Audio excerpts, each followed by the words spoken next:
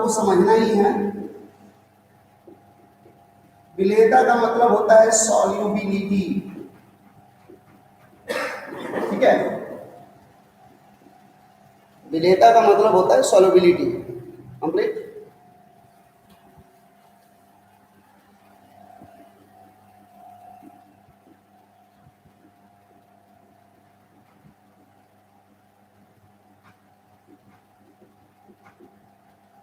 विलेयता यानी सॉल्युबिलिटी, ठीक है। विलेयता क्या चीज है वो समझिएगा। विलेयता क्या चीज है? तो विलयन में कितने अवयव होते हैं? दो, विलेय और विलाय। विलयन में कितने अवयव होते हैं? दो, विलेय और विलाय। ध्यान लीजिए, विलयन बराबर विलेय प्लस विलाय,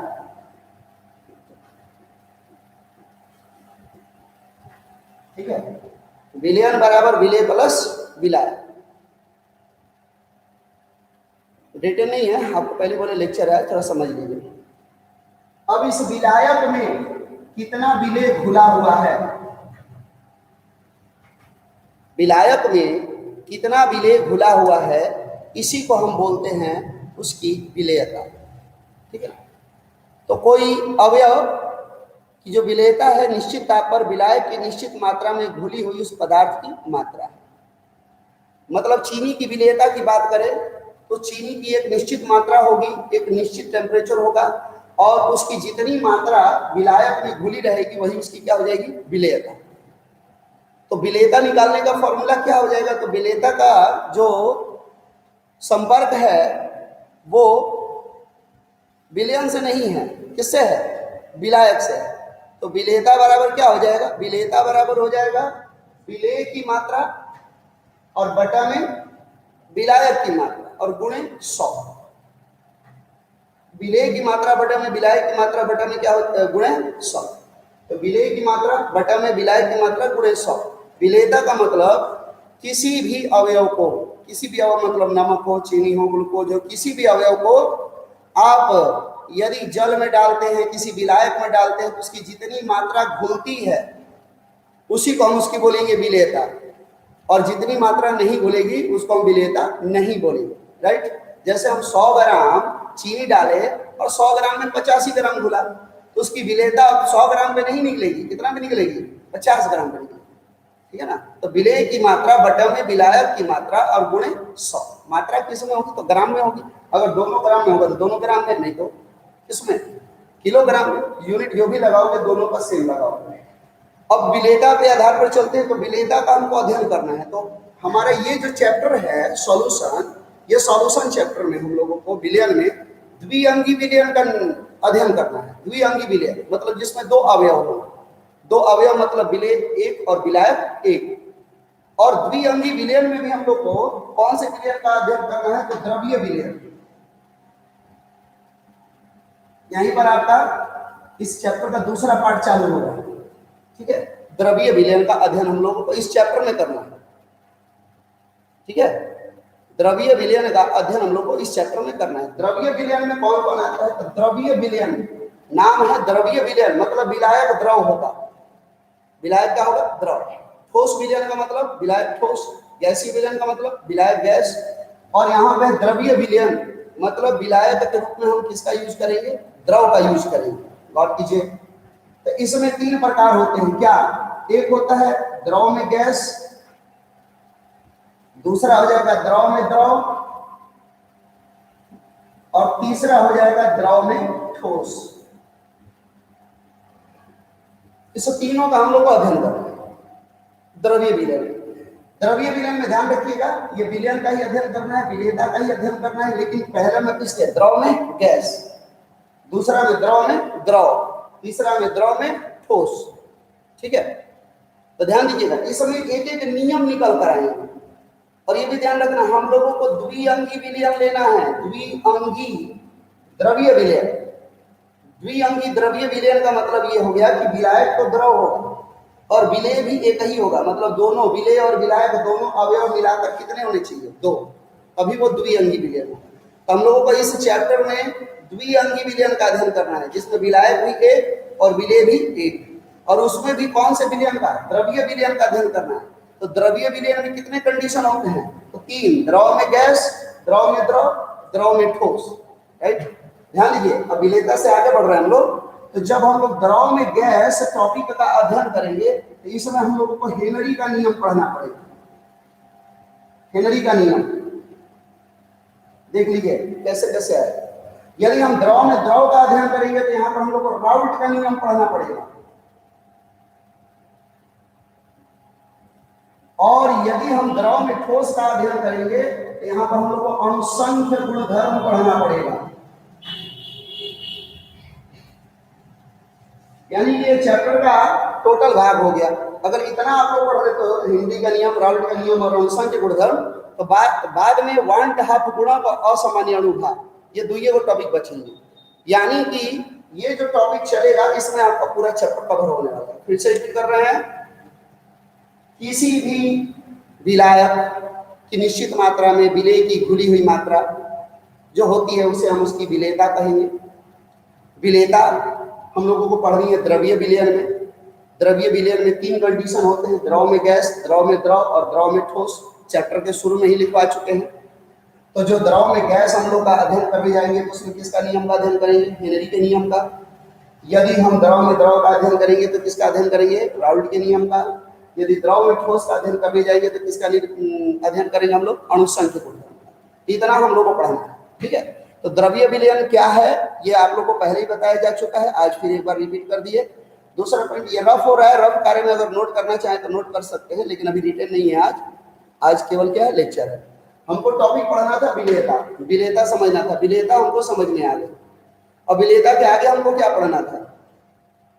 ठीक है, अब विलेयता के आगे क्या पढ़ना था? तो हम लोग को देखना था कि भाई विलेयता हम लोगों को किस किस विलयन में देखनी है। तो द्रव्य विलयन में, द्रव्य विलयन कैसा होना चाहिए? द्विअंगी होना चाहिए, जिसमें 2 अवयव हो, एक विलेय और एक विलायक।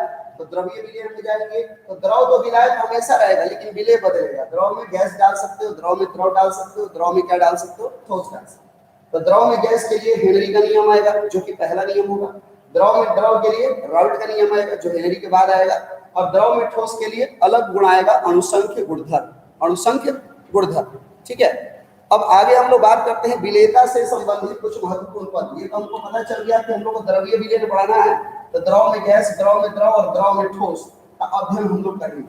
अब विलेयता से संबंधित महत्वपूर्ण पद क्या है और कैसे कैसे हम समझेंगे, ये भी हमको पता चल गया है कि पहला टॉपिक हमारा द्रव में गैस है ना। अब मान लीजिए विलेयता का टॉपिक को फिर से क्लियर कर रहे हैं। विलेयता में कहां तक जाना था वो आपको बता दिया। विलेयता को समझिए, ये तो हमको पता चल गया कि जो विलायक है, किसी भी अवयव की विलेयता, उसकी विलायक में निश्चित ताप पर घुली हुई निश्चित मात्रा होती है। यानी विलेय की मात्रा बटा में विलायक की मात्रा गुणे 100। अगर आपको चीनी का विलेयता निकालना है तो चीनी की विलेयता बराबर चीनी की मात्रा अब बटा में, चीनी को किस में डालोगे? जल में, जल की मात्रा और गुणे क्या हो जाएगा? 100। ये मात्रा तो आपको क्वेश्चन में दिया रहेगा, क्योंकि विलयन आप लोग विभिन्न प्रकार से अलग अलग अपनी आवश्यकता के अनुसार बना सकते हैं। अब विलेयता से संबंधित तो कुछ महत्वपूर्ण जानकारियां होती हैं, वो क्या चीज? देखिए, जब इस विलायक को आप इस विलेय में डालिए, सॉरी, जब इस विलायक को आप विलायक में डालिएगा, इस विलायक में विलेय को डालिएगा, मतलब मान लीजिए ये पात्र है, इस पात्र में H2O है और बाहर से आप विलेय को डाल रहे हैं, ठीक है। तो क्या कंडीशन हो सकती है? क्या कंडीशन हो सकती है वो समझिए। तो 2 काम हो सकता है। विलायक में जब विलेय को डालोगे तो विलेय पूरी तरह से घुल जाएगा। जितना विलेय डालोगे टोटल विलेय क्या होगा? विलायक में घुल जाएगा। तो इस प्रक्रिया को कहेंगे विलोपन। इस प्रक्रिया को क्या बोलेंगे? विलोपन। और यदि कुछ भाग नहीं घुले तो उसे हम बोलेंगे अवक्षेपण। क्या बोलेंगे? अवक्षेपण। कहने का मतलब ये हो गया कि ये जो विलयन आपने बनाया है, इस विलयन में ये विलयन 2 डायरेक्शन में चलेगा, ये इधर गया और ये इधर गया, है ना। तो यदि विलेय और विलायक को मिला दिया और विलायक में विलेय पूरी तरह से घुल गया, बाकी नहीं रहा, पूरी तरह से क्या हो गया? घुल गया, तो ये जो प्रक्रिया हो गई ये विलोपन हो जाएगी। क्या हो जाएगी? विलोपन, ठीक है ना। विलोपन होगी तो विलेय विलायक मिल जाएंगे और क्या बन जाएगा? विलेय। लेकिन अगर आपने विलेय को विलायक में डाला और विलेय के कण विलायक में जाकर टकरा गए और टकरा कर एक दूसरे से अलग हो गए, उन्होंने विलयन नहीं बनाया। एक दूसरे से क्या हो गए? अलग हो गए, विलयन नहीं बनाया। तो उस क्रिया को बोलेंगे अवक्षेपण। ठीक है। तो जब आपने विलायक में विलेय को डाल दिया और विलायक में विलेय पूरी तरह से क्या हो गया? घुल गया, तो उस क्रिया को क्या बोलेंगे? विलोपन। और विलोपन होगा तो विलयन बनेगा। लेकिन यदि विलायक में आपने विलेय को डाला और विलेय का कण विलायक में नहीं घुला, तो उस प्रक्रिया को बोलेंगे अवक्षेपण। और अवक्षेपण होगा तो विलयन नहीं बनेगा। विलयन, विलेय और विलायक में क्या हो जाएगा? अलग हो जाएगा। कंप्लीट ये बात हुई इसकी। अब ये भी ध्यान रखना है कि जो विलोपन होता है इसमें कण टूटते हैं, विलेय और विलायक में घुलता नहीं है। तो ये जो प्रक्रिया होगी ऊष्माक्षेपी होगी। विलोपन में कण एक दूसरे में मिलते हैं, जब मिलेंगे तो ऊष्मा शोषी और जब टूटेंगे तो ऊष्मा छेपी। तो आपने देखा कि जब विलोपन हो रहा है तो विलायक में विलेय क्या हो जा रहा है? घुल जा रहा है। तो जब विलायक में विलेय घुल जाएगा तो उस क्रिया को विलोपन कहेंगे। अगर विलोपन होगा तो वो ऊष्मा शोषी होगा। ऊष्मा शोषी मतलब उसमें ऊष्मा लगेगी, यानी अगर आप गर्म करोगे तो विलायक में विलेय के घुलने की जो प्रक्रिया है सामान्यतः बढ़ेगी। सामान्यतः क्या होगी? बढ़ेगी। लेकिन यदि विलायक में विलेय नहीं घुलता है तो विलायक अलग रह गया, विलेय अलग हो गया, यानी विलयन बना ही नहीं। तो वो जो प्रक्रिया होती है वो हो जाती है ऊष्माक्षेपी। तो ये जो विलोपन है उसमें विलयन बनता है और ये ऊष्मा शोषी होता है। और अवक्षेपण में जो विलयन है वो टूटकर अपने अवयव यानी विलेय और विलायक में अलग हो जाता है। और ये जो अवक्षेपण होता है वो होता है ऊष्माक्षेपी। ठीक है। अब यदि आप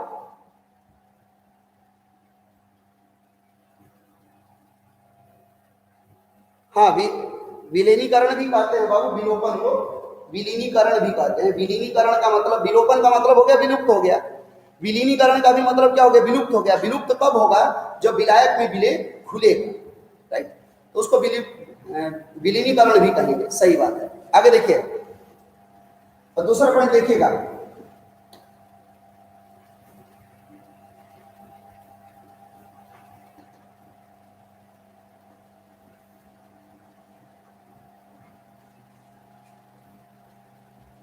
यदि आपने इसमें जल ले लिया है 1 लीटर और इसमें बाहर से आपने चीनी डालना चालू किया, ठीक है? तो 1 लीटर जल में आपने चीनी डाला, तो जब आप चीनी डालोगे तो विलयन बन जाएगा। मतलब इसमें 1 लीटर जल में जब चीनी डाल दिया 1 चम्मच, तो विलयन बन के क्या हो गया? तैयार हो गया। अगर इस विलयन में ये टेम्परेचर T एंड P बराबर कांस्टेंट, मतलब स्थिर ताप और दाब पर, टेम्परेचर एंड प्रेशर कांस्टेंट रहेगा, स्थिर रहेगा। टेम्परेचर एंड प्रेशर क्या होगा? कांस्टेंट होगा। विषमांगी, अभी विषमांगी की चर्चा मत करो, ठीक है? अभी जो पढ़ा रहे हैं उस पर ध्यान दो। कंप्लीट। अब देखिए ये विलयन बनकर तैयार हुआ। ये विलयन, इसमें जब तक विलेय घुलेगा, बाहर से विलेय डाल रहे हो और यहाँ पर सॉल्यूशन बन गया। सॉल्यूशन को हम लोग शॉर्ट में इस तरह लिखते हैं, देखिएगा SOLN, सॉल्यूशन का। सॉल्यूशन का ये शॉर्ट है। सॉल्यूशन मतलब विलेय। तो जब तक इस विलयन में विलेय घुलेगा और समान ताप और दाब पर, जब तक विलयन में विलेय घुलेगा समान ताप और दाब पर, उसको बोलेंगे असंतृप्त विलयन। ये बात पहले भी आप लोग को समझा चुके हैं, फिर से आगे आते एक बार रिपीट कर दे रहे हैं। जब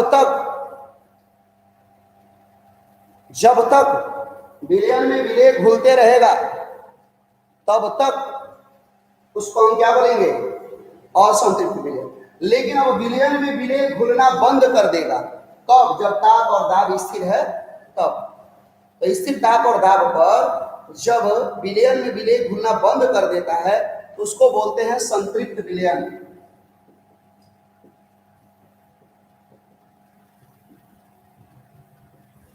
यानी असंतृप्त विलयन का डिफिनेशन हो जाएगा समान ताप और दाब पर वह विलयन जिसमें विलेय की और अधिक मात्रा घोली जा सकती है उसे बोलेंगे असंतृप्त विलयन, मतलब अनसैचुरेटेड सॉल्यूशन। और संतृप्त विलयन का डिफिनेशन हो जाएगा समान ताप और दाब पर वह विलयन जिसमें विलेय की और अधिक मात्रा घोली नहीं जा सकती है उसे बोलेंगे संतृप्त विलयन। यानी समान ताप और दाब पर विलेय की जो अधिक मात्रा है वो किसमें होगी? संतृप्त विलयन। संतृप्त विलयन में समान ताप और दाब पर विलेय की अधिकतम मात्रा होती है। ध्यान रखिएगा, अगर आपसे सवाल बोले असंतृप्त और संतृप्त विलयन में इसमें किस में विलेय की अधिक मात्रा होगी, तो समान ताप और दाब पर रहेगा संतृप्त विलयन। अब क्या किया उन्होंने? संतृप्त विलयन के ताप और दाब में जो कांस्टेंट था परिवर्तन कर दिया। संतृप्त विलयन के ताप और दाब में क्या कर दिया? परिवर्तन कर दिया। तो जब ताप और दाब में परिवर्तन किया तो कुछ और मात्रा, आधा चम्मच, पौने 1 चम्मच या 1 चम्मच और विलेय घुल जाएगा विलयन में, तो वो जो कंडीशन बनेगा उसको बोलेंगे अति संतृप्त विलयन। लेकिन और अति संतृप्त जो विलयन बनेगा उसमें ताप और दाब कांस्टेंट नहीं होगा। संतृप्त विलयन के ही ताप और दाब में जब हम परिवर्तन करते हैं तो संतृप्त विलयन में अल्प मात्रा में कुछ और विलेय घुल जाता है।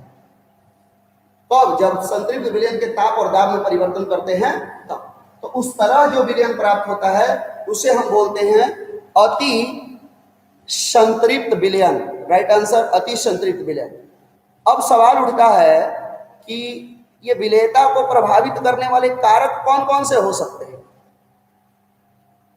उष्माक्षेपी होगा, जब अवक्षेपण होगा तब। विलोपन उष्माशोषी और अवक्षेपण उष्माक्षेपी।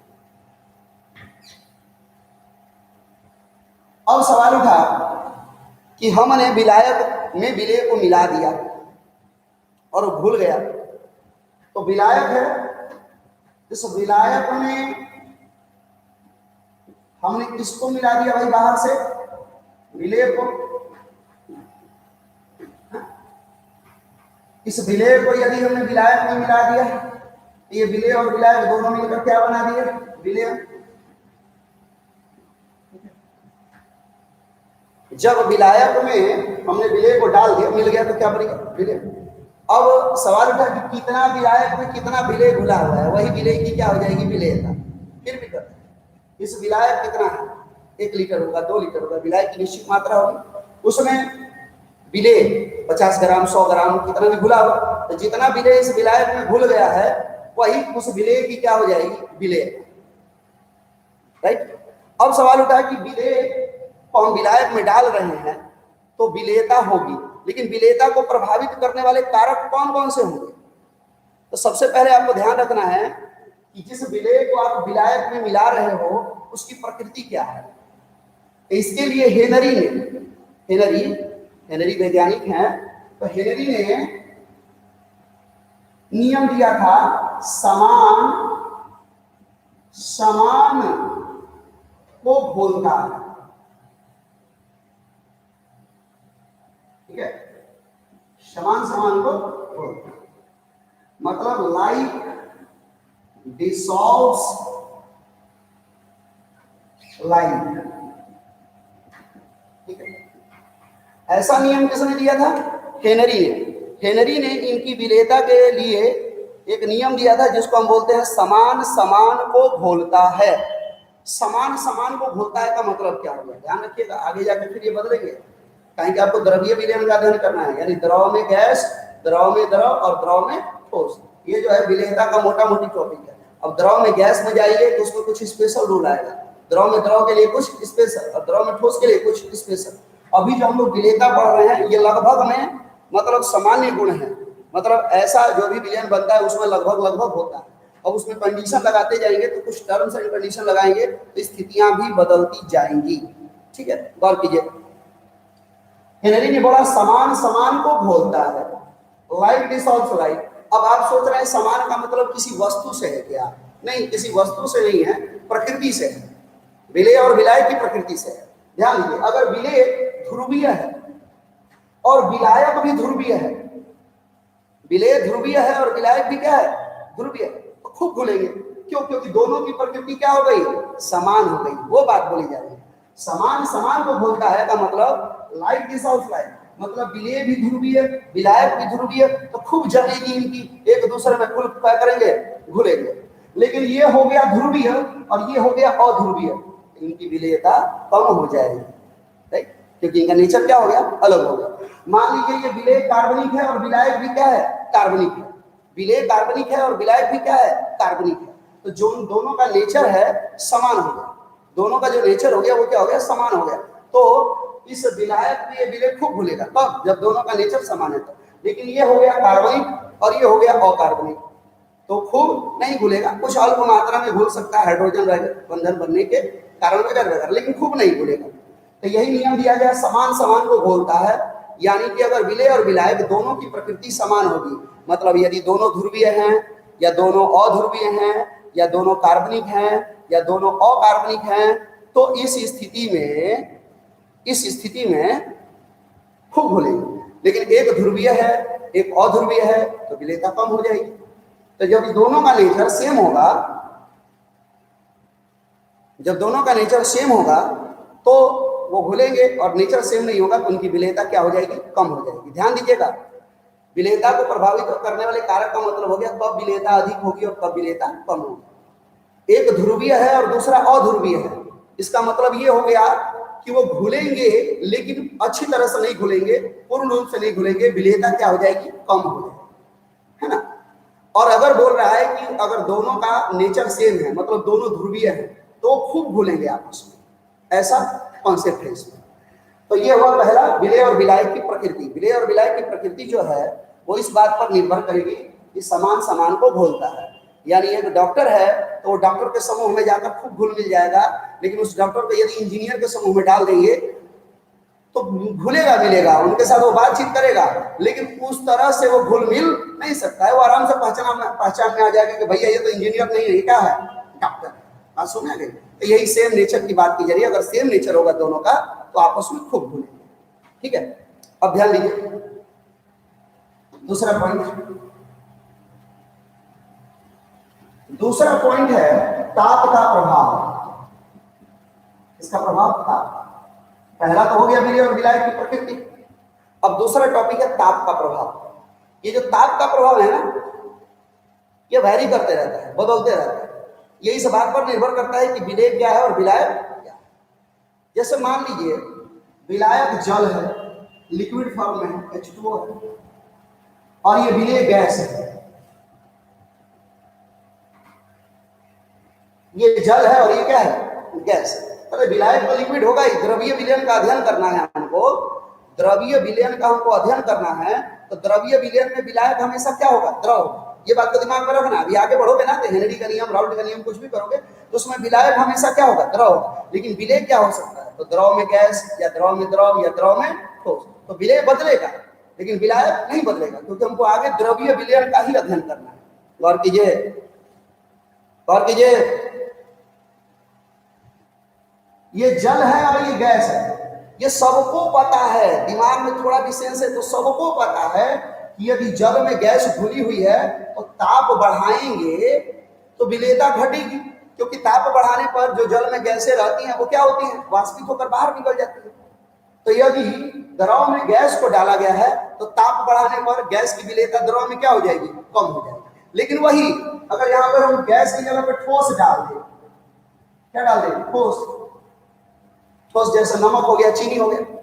अब आप बताइए ये विलायक है, तो ये विलायक अगर ठंडा होगा और ठंडे पानी में हम चीनी डाल दें यानी ठोस, तो धीरे धीरे घुलेगा। लेकिन वही अगर विलायक को हम गर्म कर दें और गर्म पानी में चीनी डालें तो क्या होगा, खूब घुलेगा। इसका मतलब ताप बढ़ाने पर द्रव में ठोस की विलेयता क्या होगी, बढ़ेगी। ध्यान रखिएगा, ताप बढ़ाने पर द्रव में ठोस की विलेयता क्या होगी, बढ़ेगी। लेकिन वही अगर द्रव में गैस को घुला रहे हो तो ताप बढ़ाने पर द्रव में गैस की विलेयता क्या हो जाएगी, घट जाएगी। ठीक है, वेरी गुड।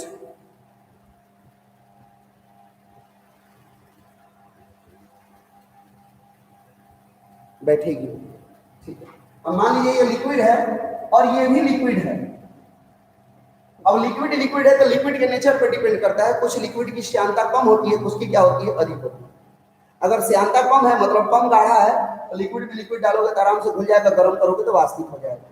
लेकिन अगर श्यानता अधिक है, गाढ़ा लिक्विड है, जैसे आपको पानी में शहद को मिलाना है, तब टेम्परेचर बढ़ाओगे तो पानी में शहद क्या हो जाएगा, मिल जाए। तो जो गाढ़ा द्रव होगा उसको अगर पतले द्रव में मिलाना होगा तो टेम्परेचर क्या करना पड़ेगा, जनरली बढ़ाना पड़ेगा।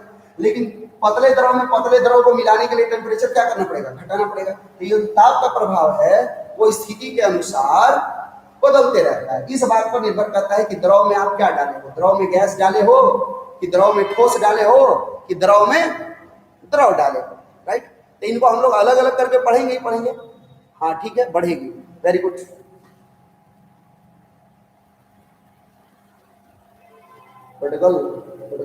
नहीं समझ में आया। अगला देखिए, अगला होगा दाब का प्रभाव, ठीक है। दाब का प्रभाव पड़ेगा कि नहीं पड़ेगा। यदि ध्यान दीजिए, आप कहेगा सर विलायक आप H2O ही क्यों रख रहे हैं, क्योंकि हमको द्रव्य विलयन का अध्ययन करना है। वो हेनरी का नियम हो या राउल्ट का नियम हो, आगे हम लोग बढ़ेंगे तो द्रव विलयन पर ही अध्ययन करना है। तो द्रव विलयन में विलायक हमेशा क्या होगा, द्रव। विलेय क्या क्या हो सकता है, विलेय ठोस द्रव गैस हो सकता है, ठीक है। आगे देखिए दाब का प्रभाव क्या होगा, तो गौर कीजिए, इस द्रव में हमने द्रव को डाला या ठोस को डाल दिया या गैस को डाल दिया, हम तीन ही ना कंडीशन कर सकते हैं। द्रव्य विलयन है तो ये तो विलायक द्रव ऑलरेडी फिक्स हो गया कि ये द्रव होगा, विलायक क्या होगा, द्रव। तो द्रव में हम क्या क्या मिला सकते हैं, तो द्रव में हम द्रव को मिला सकते हैं, द्रव में हम ठोस को मिला सकते हैं और द्रव में किसको मिला सकते हैं, गैस को मिला सकते हैं। अब गौर कीजिएगा, दिमाग की बत्ती चलाइएगा। आपको एक टॉपिक हमने बताया था असंपीड्यता, वो टॉपिक आपको याद होगा असंपीड्यता के बारे में। असंपीड्यता के बारे में आपको याद होगा कि ठोस और द्रव असंपीड्य होते हैं और गैसें क्या होती हैं, संपीड्य होती है। ठोस और द्रव असंपीड्य होते हैं, ये पहले लेसन में भी बता चुके हैं। जिसके आयतन पर दाब का प्रभाव नहीं पड़ता है वो असंपीड्य है, और जिसके आयतन पर दाब का प्रभाव पड़ता है वो क्या है, संपीड्य है, राइट। तो ध्यान दीजिए, दाब का प्रभाव जो है वो किस पर पड़ता है, ठोस पर, द्रव पर कि गैस पर, गैस पर पड़ता है। किस पर पड़ता है, गैस पर। इट मींस यदि द्रव में द्रव डालोगे तो उसके ऊपर दाब का प्रभाव नहीं पड़ेगा, द्रव में ठोस डालोगे तो उसके ऊपर भी दाब का प्रभाव नहीं पड़ेगा। लेकिन यदि द्रव में किसको डालोगे, गैस को डालोगे तो दाब का प्रभाव पड़ेगा। और इसी दाब के प्रभाव को बताने के लिए हेनरी का नियम आया था। किसका नियम, हेनरी का नियम। हेनरी का नियम किसमें लागू हुआ था, द्रव में गैस। आपको अभी भी जस्ट पीछे शॉर्ट में बताए थे कि द्रव में गैस पढ़ोगे तो किसका नियम आएगा, हेनरी का नियम। तो हेनरी का नियम जो है इसी दाब से रिलेटेड है कि द्रव में गैस को डालेंगे तो दाब का प्रभाव पड़ेगा। तो उसी दाब के प्रभाव को दिखाने के लिए उन्होंने अपना एक नियम बनाया था, ठीक है ना। कोई भी द्रव ले सकते हो, H2O सार्वत्रिक यूनिवर्सल सॉल्वेंट है, इसे जनरली जब भी एग्जांपल कोई लेता है तो H2O ही लेता है। ये फर्स्ट ईयर में ही हाइड्रोजन चैप्टर में बताया गया था, ठीक है ना। यहाँ पे द्रव कुछ भी ले सकते हो कंप्लीट, लेकिन H2O पॉपुलर है। अधिकांश जगह जब भी विलायक की चर्चा होती है तो H2O ही आता है, क्योंकि H2O क्या है, यूनिवर्सल सॉल्वेंट है, सभी जगह पर्याप्त मात्रा में उपलब्ध है, सभी वस्तुओं को अपने अंदर घुलाने की क्षमता रखता है, राइट। ये फर्स्ट ईयर के हाइड्रोजन चैप्टर में ही आप लोगों को बताया गया था। और कीजिए आगे, तो आपको ये पता चल गया प्रकृति के अनुसार जो विलायक है, विलायक वो द्रव होगा और विलेय क्या होगा, गैस होगा। तो ऐसे विलयन पर दाब का प्रभाव पड़ेगा, नहीं तो द्रव में द्रव और द्रव में ठोस जैसा जो विलयन बनेगा उस पर दाब का प्रभाव नहीं पड़ेगा, ठीक है। आगे चलिए, आगे एक आपको बताया गया था हेनरी के नियम में, तो आगे आइए, आगे एक बताया गया था ला सातैलीय का नियम, ली चैटरलियर का नियम, उसको भी याद कर लीजिए। क्या था नियम, ध्यान दीजिए। एक रिएक्शन के द्वारा आपको बता रहे हैं, ये फर्स्ट ईयर में भी बताए थे और फिर एक रिएक्शन के द्वारा बता रहे हैं। रिएक्शन के द्वारा मान लीजिए PCl5 है, PCl5 को आपने तोड़ दिया, बन गया PCl3 या थोड़ा सा Cl2। अगर किसी रासायनिक अभिक्रिया पर दाब का प्रभाव देखना है तब ला सातैलीय का नियम लगता है। विलियन को देखना है तो हेनरी का नियम लगेगा। ली चैटलियर का नियम। अब देखिए PCl5 यहाँ पर कितना है, 1, यहाँ पर कितना है, 1 आयतन, और यहाँ भी कितना आयतन है, 1 आयतन। याद कीजिए, फर्स्ट में बताया था। ये टोटल अभिकारक कितना आयतन हो गया, 1 आयतन। ये टोटल कितना आयतन हो गया, 2 आयतन। तो इस रिएक्शन पर भी दाब का प्रभाव पड़ेगा क्योंकि दोनों और आयतन अलग अलग है, एक और 1 है, एक और क्या है, 2 है। तो आपको याद होगा फर्स्ट ईयर में ही बताए थे कि कम से अगर अधिक की ओर जाना है, कम आयतन से अधिक आयतन की ओर जाना है तो दाब कम करना पड़ेगा, और यदि अधिक आयतन से कम आयतन की ओर जाना है तो दाब क्या करना पड़ेगा, बढ़ाना। फिर रिपीट कर रहे हैं, अगर कम आयतन से अधिक आयतन की ओर जाना है तो दाब कम करना पड़ेगा, और यदि आपको अधिक आयतन से कम आयतन की ओर जाना है तो दाब क्या करना पड़ेगा, बढ़ाना पड़ेगा। जैसे आपको 1 से 2 की ओर जाना है, 1 से 2, 1 से 2 का मतलब हो गया कम से अधिक। तो कम से अधिक में ये ऊपर वाला लाइन जा रहा है, ये ऊपर वाले लाइन में दाब का प्रभाव क्या होगा, कम से अधिक, कम से अधिक की ओर जाना है तो दाब क्या करना पड़ेगा, कम दाब। दाब क्या करना पड़ेगा, कम। दाब क्या करना पड़ेगा, फिर से रिपीट करना है, कम से किसकी ओर जाना है, अधिक। कम से अधिक की ओर जाना है तो उल्टा, उल्टा का मतलब कम से अधिक का मतलब दाब कम। लास्ट में अधिक आया ना, कम से अधिक, लास्ट में अधिक आया तो दाब क्या हो जाएगा, कम।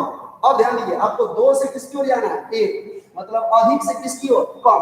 लास्ट में आया है कम, लास्ट में क्या है, कम। तो दाब यहाँ पे क्या करना पड़ेगा, दाब अधिक, दाब।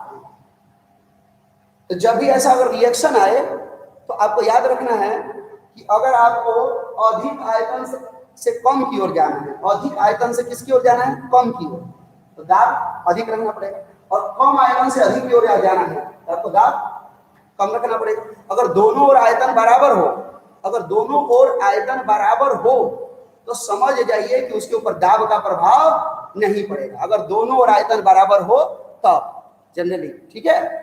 और दूसरा पॉइंट तो ये आप लोगों को समझ में आ ही गया है कि अगर द्रव में द्रव को डालोगे तो दाब का प्रभाव नहीं पड़ेगा, द्रव में ठोस को डालोगे तो दाब का प्रभाव नहीं पड़ेगा। क्यों? क्योंकि ये दोनों असंपिंड हैं, द्रव और ठोस क्या है, असंपिंड है।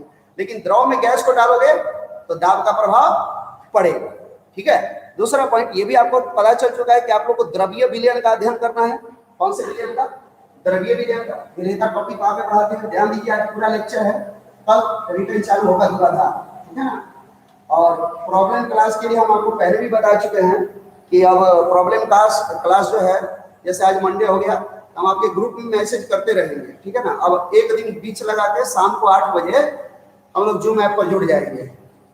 अब एक दिन बीच लगा के अभी कर रहे हैं, अगर नेट बढ़िया रह गया तो फिर रेगुलर भी कर देंगे। तो जूम ऐप पर जो भी बच्चे अपना प्रॉब्लम पूछना चाहें वो शाम को 8 बजे समय निर्धारित करेंगे, गाँव पर से ही अपना ऐड कर देंगे आप। तो जो प्रश्न पूछना होगा तो आपको घबराने की बात नहीं है, हमारा पूरा योगदान आपके साथ रहेगा। कल भी हम जुड़े थे और 2 घंटा आप लोगों को जूम ऐप पे क्वेश्चन आंसर करवाए थे। जो भी बच्चे प्रश्न पूछे थे उसका हम जवाब दिए थे। अब आपकी जिम्मेदारी बनती है सतर्क होकर पढ़ना। हम तो अपना पूरा एड़ी चोड़ी का जोर लगा दिए भैया, है ना। हम तो पूरा प्रयास कर रहे हैं कि आप पढ़ लो, पूरा मटेरियल भी दे रहे हैं। अब प्रयास हम कर सकते हैं, अब आगे रिजल्ट देने का प्रयास आपको भी करना है ना। चलिए ध्यान दीजिए, तो द्रव्य विलयन याद कीजिए। कौन सा विलयन, द्रव्य विलयन। द्रव्य विलयन जो था वो कितने प्रकार का था भाई, द्रव्य विलयन में कितने प्रकार थे, याद कीजिए। द्रव्य विलयन में कितने प्रकार थे, 3। कितने प्रकार थे, 3। याद आया आपको? पहला आपने लिखा था द्रव में गैस, दूसरा लिखा था आपने द्रव में द्रव, और तीसरा आपने लिखा था द्रव में ठोस। और यही पर एक महत्वपूर्ण बिंदु है, यही एक मार्केबल पॉइंट है, इसका बेस, जिसमें आपको दिमाग को अपने ओपन रखना है। क्योंकि यहां जो गया, यहां जो गया समझो कि इस चैप्टर में आगे गया। इसलिए एकदम देख लो कितना स्लोली बड़ी आराम से चल रहे हैं, सारे महत्वपूर्ण बिंदुओं को आपके सामने तोड़ तोड़ कर रखते जा रहे हैं, ठीक है। सारे महत्वपूर्ण बिंदुओं को आपके सामने तोड़ तोड़ कर रखते हैं। एकदम आप भी हमारे सामने हो, हम भी आपके सामने। थोड़ा डरना भाई, हम अभी बदले नहीं है, ठीक है ना, बदलना नहीं तो बड़ी हालत खराब कर देंगे। और सब की तरह हमारा हाल नहीं है। पढ़ना है तो दिल लगा के पढ़ो, पढ़ाई में पूरा मदद मिलेगा, नौटंकी में मदद नहीं मिलेगा। नहीं पढ़ना है तो मत पढ़ो, कोई दिक्कत नहीं, ठीक है, गौर करो। लेकिन नहीं पढ़ना है तो फिर संपर्क में मत रहो, पढ़ना है तो बिल्कुल संपर्क में रहो, गौर करो। हाँ, गोलू कुमार और निमिता कुमारी, आप लोग का पुरस्कार भाई किताब रखा हुआ है, 10 बजे के करीब आके आप लोग अभी भी लेके चले जाओ, ठीक है ना, क्योंकि आप लोग का पुरस्कार उसी तरह रखा हुआ है और सब बच्चों का तो दे दिए थे। गौर कीजिए, द्रव में गैस, द्रव में द्रव और द्रव में ठोस, ध्यान रखिएगा। ये द्रव में गैस, द्रव में गैस आएंगे तो हमको हेनरी का नियम पढ़ाना। किसका नियम? हेनरी का नियम, क्योंकि अब इसमें आने वाले हैं ना हेनरी के नियम, इसलिए बता। द्रव में द्रव को पढ़ना है तो राउल्ट का नियम। किसका नियम? राउल्ट का नियम। अब द्रव में ठोस को पढ़ना है, इसमें किसका काम करेगा? अणुसंख्य गुणधर्म, ठीक है भाई। यानी आपका चैप्टर खलास, इतना समझ लिए तो आपका चैप्टर पूरा क्या हो गया? खलास हो गया, वन शॉट। ध्यान दीजिए, हेनरी का नियम में आएंगे, राउल्ट का नियम में आएंगे, अणुसंख्य गुणधर्म में आएंगे, भैया आएंगे, बहुत बढ़िया आएंगे, हेनरी के नियम में भी आएंगे। लेकिन ये आपको ध्यान रखना है कि ये जो द्रव में गैस, द्रव में द्रव, द्रव में ठोस है, द्रवीय विलयन, ये जो द्रवीय विलयन है वो द्विअंगी है, द्विअंगी द्रवीय विलयन है। कौन सा? द्विअंगी, मतलब दो ही अंग, मतलब एक विलायक और एक विलेय, तभी ये सारे रूल लगेंगे। ये जितने नियम आप पढ़ोगे, हेनरी का नियम, राउल्ट का नियम, अणुसंख्य गुणधर्म, इसमें ये सब द्विअंगी विलयन पर ही लागू होंगे। द्विअंगी विलयन मतलब एक विलेय और एक विलायक, ठीक है, ये सब द्विअंगी होंगे। अब द्विअंगी होंगे तो क्या होगा? जैसे हम द्रव में गैस ले लेते हैं, हम द्रव में क्या ले लिए? गैस। ये द्रव तो एक विलायक हो गया, ये क्या हो गया? विलायक। विलायक हमेशा एक होगा। और ये गैस क्या हो गया? विलेय। गैस क्या हो गया हमारे भाई? विलेय हो गया। लेकिन यहां भी समस्या है। द्विअंगी विलयन जो है, द्रवीय विलयन, इसमें दो ही अवयव होंगे, एक विलेय होगा और एक विलायक होगा। और ये जो विलायक है, ये जो विलायक है हमेशा वाष्पशील होगा। ध्यान रखिएगा, हमेशा, ऑलवेज, हमेशा क्या होगा? वाष्पशील। वो हेनरी का नियम आए या राउल्ट का नियम आए या अणुसंख्य गुणधर्म आए, कोई भी आए, यही तो फिक्स कर लो अपने दिमाग में इस बात को, बाद में ही बदलने वाला नहीं है।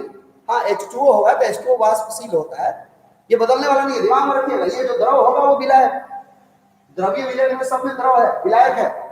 और ये जो द्रव आया है शुरू में, द्रव द्रव द्रव विलायक है सब में, और ये हमेशा क्या होगा?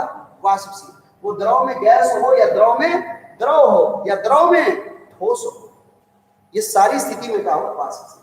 लेकिन ये जो विलेय होगा यहां पर, ये वाष्पशील भी हो सकता है या अवाष्पशील भी हो सकता है, ठीक है। ये जो विलेय होगा ये वाष्पशील भी हो सकता है और अवाष्पशील। तो हेनरी ने जब नियम दिया था तो वाष्पशील में वाष्पशील मतलब द्रव में गैस के लिए दिया था।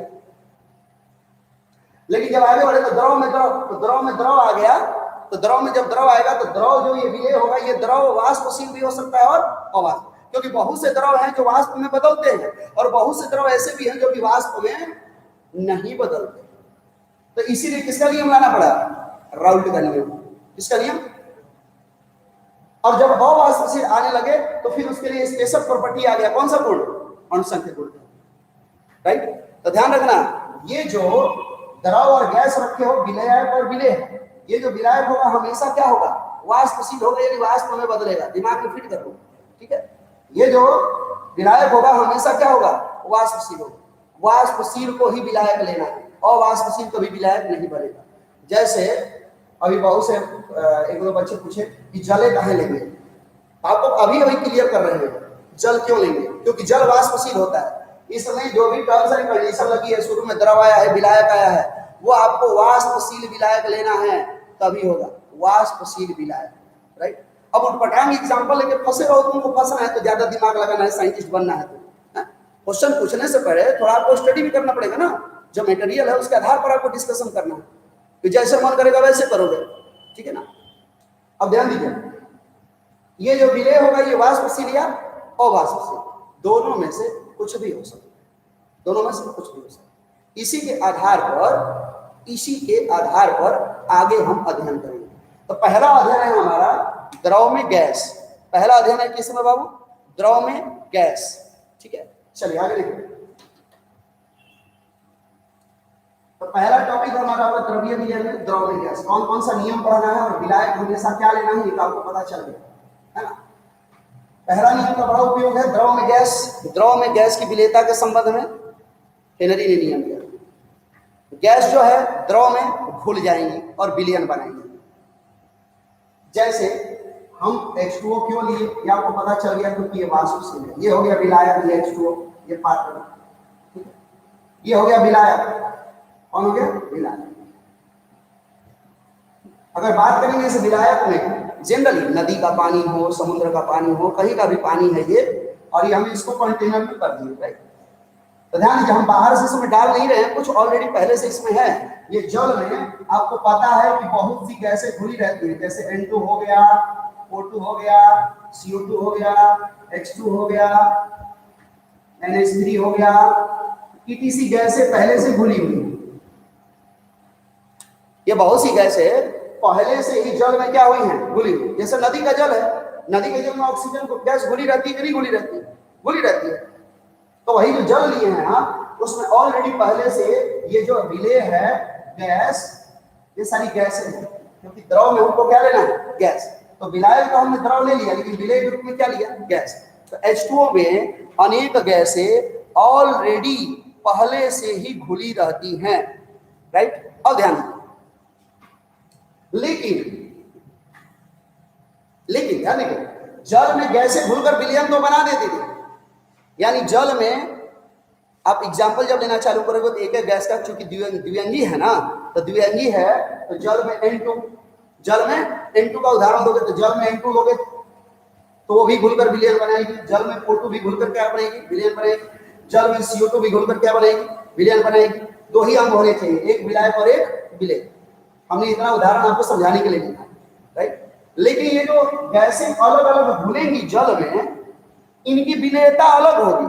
कुछ गैसें खूब घुलेंगी और कुछ गैसें कम घुलेंगी, लेकिन बनाएंगी द्विअंगी ही विलयन। जैसे मान लीजिए H2O में O2 मिल गया, H2O में क्या मिल गया? O2। H2O में O2 मिल गया तो H2O में O2 मिलकर विलयन बना दिया। लेकिन ये भी ध्यान रखना है कि सभी गैसों की जो विलेयता है द्रव में बराबर नहीं हो। क्यों? क्योंकि हेनरी ने, इसका नियम आएगा हेनरी का, हेनरी ने ही नियम दिया था, लाइक डिसॉल्व्स लाइक, समान समान को घोलता है। तो ध्यान दीजिए, पहले आप विचार कर लिए H2O पे, भाई मेरे H2O तो ध्रुवीय होता है ना, जाके देख लीजिए, फर्स्ट ईयर में भी बताए थे, पहला लेसन में भी बताए थे। आणविक के उदाहरण में H2 आया था ध्रुवीय, H बॉन्ड में भी आया था। H2O तो होता है ध्रुवीय, लेकिन यहाँ देखिए पहली गैस आपने क्या डाली है? N2। तो N2 क्या होगा? अध्रुवीय। N2 क्या होगा? अध्रुवीय। अगर मान लीजिए आप दूसरी गैस O2 डालते हो तो O2 भी क्या होगा? अध्रुवीय।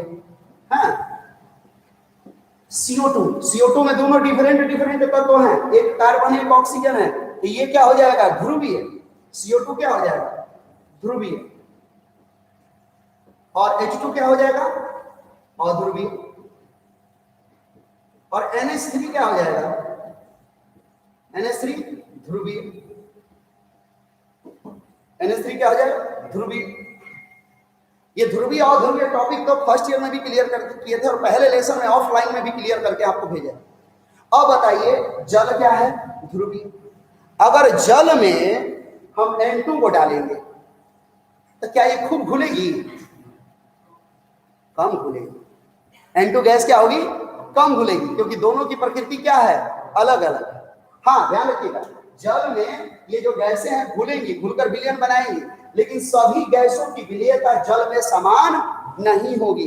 कुछ गैसें कम घुलेंगी और कुछ गैसें अत्यधिक घुलेंगी। कम कब घुलेंगी? जब उनकी प्रकृति क्या होगी? अलग अलग होगी। अधिक कब घुलेंगी?